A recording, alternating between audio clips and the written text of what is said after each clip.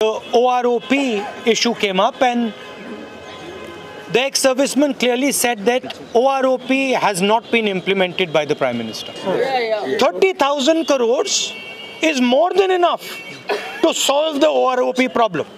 But आप सैनिकों को and OROP was 8,300 crore. वो 8,300 करोड़ में आपको OROP मिल जाएगा, मगर आपने 30,000 करोड़ रुपए बिना कोई एक्सपीरियंस, बिना कोई बैकग्राउंड, 30,000 करोड़ रुपए आप अनिल अंबानी को देने के लिए तैयार हो, मगर हमारी सेना के इक्विपमेंट के लिए, उनके फ्यूचर के लिए, उनके पेंशन के लिए आप काम करने को तैयार नहीं है. That is the main issue here. बहुत दुख हुआ क्योंकि जो हमारे एक्स सर्विसमैन हैं, शायद आपके सामने वो जिस प्रकार उन्होंने अंदर दुख प्रकट किया, जिस प्रकार वो अंदर बोले, जो उनको ह्यूमिलिएशन फील हो रहा है, ये बड़े डिग्निफाइड लोग हैं, तो ये आपके सामने उस प्रकार से नहीं बोल रहे हैं, मगर इनके दिल को बहुत चोट पहुंची है और इनके साथ जो बर्ताव किया जा रहा है वो गलत है और उसको सरकार को अपने तरीके बदलने पड़ेंगे. पूर्व सैनिकों को साथ लेकर पीएमओ पहुंचे राहुल गांधी, बोले अभी तक नहीं मिली OROP. नमस्कार दोस्तों, फौजी भाइयों के सबसे भरोसेमंद यूट्यूब चैनल पर आपका एक बार फिर से स्वागत है. दोस्तों, आप सभी को पता है कि OROP यानी कि वन रैंक वन पेंशन को लेकर लगातार सैनिकों की लड़ाई जारी है, लेकिन इसी बीच हर जगह चुनावी मुद्दे के तौर पर चुनावी प्रचार में मोदी सरकार एक ही वर्ड यूज करती है कि हमने OROP दी. सैनिकों की लंबी चलती आ रही मांग को अभी तक कांग्रेस सरकार ने नहीं माना. उस मांग को मोदी सरकार ने सत्ता में आते ही लागू कर दिया. लेकिन जब भी आप यहाँ पर सैनिकों से बात करोगे, भूतपूर्व सैनिकों से बात करोगे, तो उनके पास आपको सिर्फ एक ही जवाब मिलेगा, ये कोई OROP नहीं है, ये सिर्फ वन टाइम इंक्रीमेंट है. और इसी को लेकर राहुल गांधी ने भूतपूर्व सैनिकों से मुलाकात की है और भूतपूर्व सैनिकों से मुलाकात करके राहुल गांधी ने बताया, अगर सरकार ने असली OROP लागू कर दी होती तो अब तक जंतर मंतर पर सैनिक क्यों बैठे होते, क्यों सैनिक OROP को लेकर विद्रोह कर रहे होते, क्यों असली OROP की मांग कर रहे होते.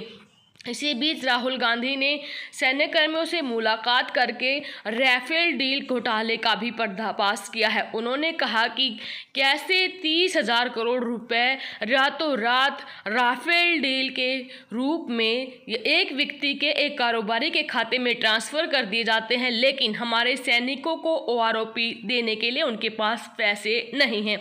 राहुल गांधी ने OROP को लेकर सीधा केंद्र सरकार पर निशाना साधा है. उन्होंने कहा कि जम्मू और कश्मीर में सरकार की गलत रणनीति का खामियाजा हमारे सैनिक भुगत रहे हैं. उन्होंने कहा कि राफेल डील के बारे में मैं पहले भी आप सभी को बता चुका हूं.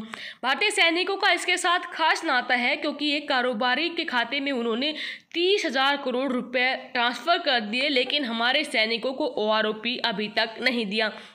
मुलाकात के बारे में राहुल गांधी ने पत्रकारों से कहा कि काफ़ी सकारात्मक बैठक यहाँ पर हुई है, कई बातों पर गंभीरता से चर्चा हुई है. उन्होंने कहा कि वन रैंक वन पेंशन का मुद्दा उठाया गया है और पूर्व सैनिकों ने साफ तौर पर कहा है कि प्रधानमंत्री ने इसे लागू नहीं किया है. गौरतलब है कि भारतीय सेना से रिटायर हुए फौजी लंबे समय से वन रैंक वन पेंशन यानी कि OROP की मांग कर रहे थे. उनके मुताबिक रिटायर फौजियों को उनके रैंक के हिसाब से पेंशन मिलनी चाहिए, न कि रिटायर होने के साल के आधार पर. इस मांग को लेकर आंदोलन के बाद मोदी सरकार ने 7 सितंबर 2015 को OROP के क्रियान्वयन का आदेश दिया था. हालांकि पूर्व सैनिकों के एक संगठन इस प्रक्रिया में बदलाव की मांग भी करता रहा है. इसके बाद 14 दिसंबर 2015 को सरकार ने एक सदस्यीय न्यायिक समिति का गठन किया और इस समिति ने अपनी सिफारिशें सरकार को सौंप दी, जिस पर आंतरिक समिति ने विचार किया. लेकिन जो भी पैसा यहाँ पर ट्रांसफ़र किया गया है वो वन रैंक वन पेंशन नहीं बल्कि वन टाइम इंक्रीमेंट का है. असली OROP की अगर टेबल आप देखेंगे तो मोदी सरकार ने जो लागू किया है और जो असली वन रैंक वन पेंशन होनी चाहिए उसमें काफ़ी सारा अंतर आपको रैंक के हिसाब से देखने को मिलेगा. और इसको लेकर लगातार भूतपूर्व सैनिक जंतर मंतर पर बैठे हैं, मांग कर रहे हैं कि उनको उनका असली हक, उनकी असली OROP दी जाए. इसी को लेकर राहुल गांधी ने भूतपूर्व सैनिकों का साथ दिया है और उन्होंने यहाँ पर मांग उठाई है कि जल्द से जल्द यहाँ पर OROP असली वाली 1 रैंक 1 पेंशन हमारे फौजियों को दी जाए, क्योंकि चुनाव प्रसार में अक्सर ही मोदी सरकार या उनके मंत्री संतरी यही ऐलान करते रहते हैं कि उन्होंने 1 रैंक 1 पेंशन दी है, जो कि कांग्रेस सरकार ने लागू नहीं की। आपका इसके बारे में क्या कहना है? वीडियो के कमेंट बॉक्स में अपनी राय जरूर दें। ऐसी ही ताज़ा खबरों के लिए हमारे साथ बने रहें। धन्यवाद। जय हिंद, जय भारत।